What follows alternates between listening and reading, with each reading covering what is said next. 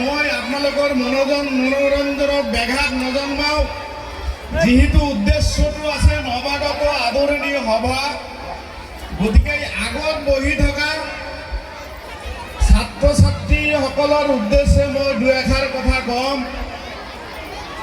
আপোনালোকে শুনিলে হয়তো পৰৱৰ্তী সময়বোৰত উপকৃত হ'ব।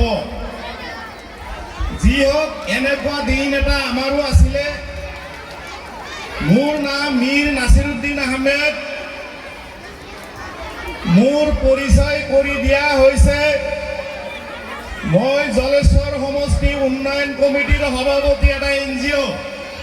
সেই NGOৰ মই সভাপতি, লগে লগে গোৱালপাৰা জিলা কংগ্ৰেছৰ মই উপসভাপতি, তাৰ লগে লগে আগন্তুক 2026 চনত যিটো নিৰ্বাচন হ'ব, সেই নিৰ্বাচনত জলেশ্বৰ সমষ্টিৰ পৰা কংগ্ৰেছ দলৰ পৰা মই আশাবাদী প্ৰাৰ্থী। এইখিনি যথেষ্ট হ'ল,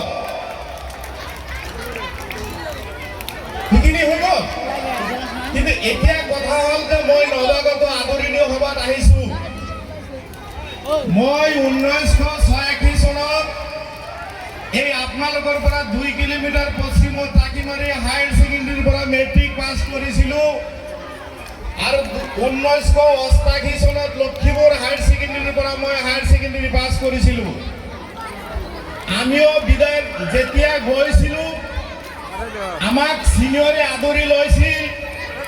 আকৌ 1 বছৰ পিছত আমি যেতিয়া ছিনিয়ৰ হৈছিলোঁ, তেতিয়া আমিও নৱাগতবিলাকক আদৰি লৈছিলোঁ।